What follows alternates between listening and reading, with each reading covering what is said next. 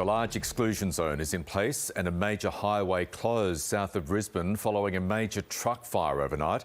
As we go to air this morning, the search continues for two people involved in the crash on the Logan motorway. It saw a B-double go up in flames overnight. The advice from police is for residents in the area to stay indoors due to the smoke. Let's go straight to Ariana Levy, who's at the scene in Logan Lee. Ari, what do we know so far about what happened last night?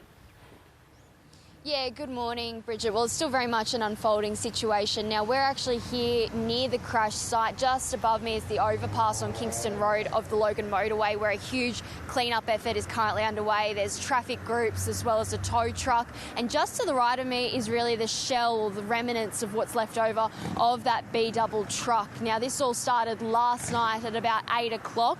Emergency services were called out to the Kingston Road exit on the Logan motorway to reports of a two-vehicle crash. Now, when they arrived at the scene, the Logan motorway was engulfed by flames. There was that big black billowing cloud that you could see on social media that was just drifting above the city's skyline.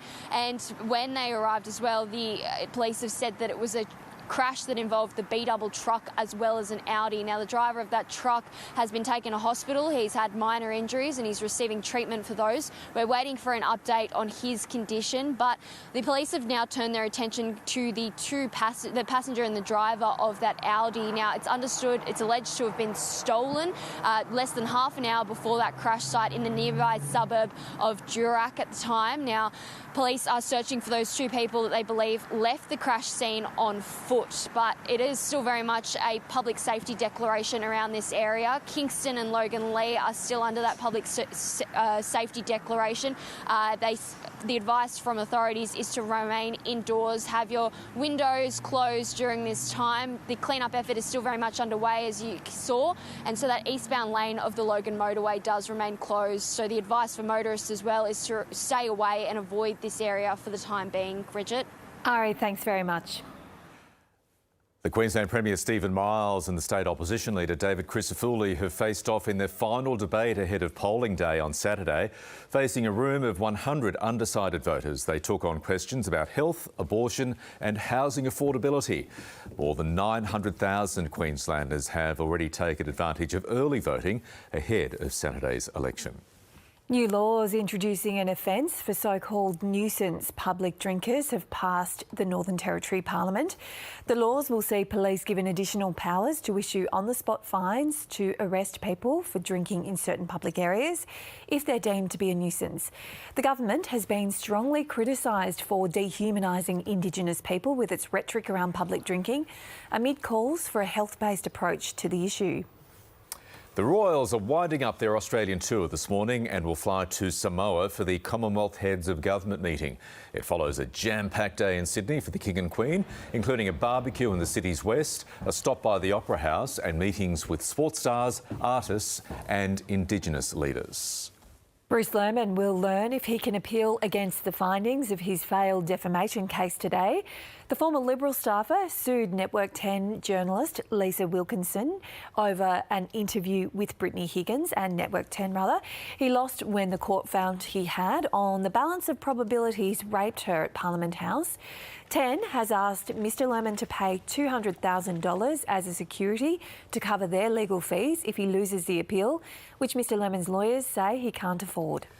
Dramatic photos have emerged of the intense rescue of a young woman who fell into a rock crevice and was stuck upside down for 7 hours in the New South Wales Hunter Valley. Matilda Campbell dropped her phone during a bushwalk at Laguna near Cessnock and slipped and fell while attempting to retrieve it, leaving her hanging by her feet. Crews had to remove 7 boulders weighing up to 500 kilograms to gain access to her and pull her to safety. She's thanked her friends and the rescue team and says it was too bad about the phone. Yes, indeed. Goodbye, phone. Nice to see you safe. Oh, yes. Let's take a quick look at the global markets. A lot of green there on the board this morning. The Dow and the ASX up. The Aussie dollar buying 66.8 US cents this morning. And a cockatoo that had been trapped inside a New South Wales supermarket for nearly a month has finally been captured. Mickey has become somewhat of a social media star after taking up a perch inside the MacArthur Square supermarket in Sydney's southwest. He's being assessed by experts and has hoped the cocky will be back in the wild as early as today.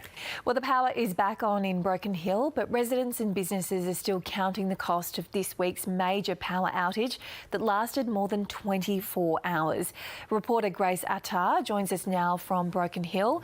Grace, when did locals get their power back? Good morning. So locals started getting their power back sort of progressively from 4:30 yesterday afternoon. But the way that it was being done is some areas were sort of getting it later throughout the night. Many people didn't get their power until 9:30 or even near to midnight last night. So that left a lot of people a bit in the lurch for dinner. We saw quite a few locals in Broken Hill lining up to one of our only fast food joints that had a backup generator, so there were some interesting views there, but it really left a lot of people without meals last night and quite frustrated if we were still having high temperatures and a bit of a sleepless night if you weren't able to use your aircon until very early hours of the morning. So yes, it's been quite a frustrating time for locals, and it's not really over yet. The power is still on a load sharing basis, so even now and even throughout the night, people who had their power back, particularly in like the south suburbs of Broken Hill, they had it taken off briefly so that others could have power returned, and we're understanding that's going to continue even today. And Grace, what does the rest of the day look like for locals? Yeah, so I mean, outside of that power sharing, we're obviously seeing that a lot of businesses are going to have to now get into recovery stage. They're looking at the food and produce that they've lost and seeing how they're going to be able to recover that. It's likely many of them won't be able to open again today. And I suppose more than that, locals have been encouraged to sort of return to normal use of their power during the day, so not to go in excess, but to just operate as business as usual as much as they possibly can. And we even saw this from local police yesterday. We had a lot of people lining up for petrol yesterday when the power went out, and they're encouraging that if it happens again, the power was to go out again, please don't rush to those areas because we're not going to run out of fuel. It's just a matter for when the generators come up in certain suburbs again. Okay, that's good advice. Well, yeah, Grace, we are trying to talk to as many people as possible in the town, of course. We had someone booked for earlier this morning who actually had to cancel because they had to drive to Mildura for supplies. So is that quite common? Are people going elsewhere just to get a bit of relief, a bit of power or supplies elsewhere? Yeah, look, it's unfortunately everyone in Broken Hill's in the same boat. So if businesses are wanting to be operational again, they are having to get things trucked in and hope for the best in terms of refrigeration. So yes, it's certainly something that we're hearing and seeing. But the community has really pulled together, and I know that we'll hear later today from a couple organisations who really tried to support the community yesterday when they were without power, they were without aircon, and a lot of people have been finding this quite distressing. It's quite frustrating, and as I mentioned yesterday, we know we have HSC students doing exams, and if they've had a power outage, they haven't really been able to study in the same way they may have needed. So the town's really been pulling together to try and support those areas. And it's important to note when I'm saying the town, it's Broken Hill, but we're also saying that Menindee and Wilcannia, other nearby areas, did have their power returned overnight as well. Oh, that's good to know. Those towns also back with a little bit of power. Grace, thank you very much. Police have used pepper spray to disperse a group of far-right protesters trying to disrupt a refugee rally close to Melbourne CBD. Our reporter Stephanie Ferrier joins us now from Melbourne. Steph, what happened at this rally? Good morning, Bridget. Yes, these were some really tense and quite ugly scenes that we saw yesterday afternoon. It started when a group of Tamil asylum seekers were actually staging a rally to mark the end of 100 days of them camping outside the Home Affairs office in Docklands to try to get permanent residency. And about an hour into that rally, that's when we saw a group of about 20 men, all dressed in black. They had their faces concealed, they were wearing black caps and chanting some really offensive slogans, as well as holding up racist and white supremacist banners. Now, police turned out in force. They were the riot police with their batons and shields, those members from the public order response team, and they were trying to keep these two groups quite separate.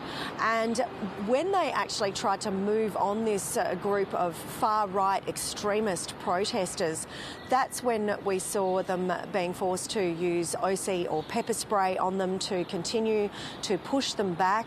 Now, we've spoken to some of the protesters that were there at this rally, and they said that it was really quite horrifying to see these far-right extremists stage this counter-protest, particularly because these are people who have already fled genocide, and they feel that it's really quite dangerous for them to even be able to come out and express their views when they have groups like this coming up against them. Now, police say that there were no arrests and there were no reports of injuries. However, they are continuing to investigate this, so they'd like to hear from anybody who has any information about this far-right group to get in touch with them.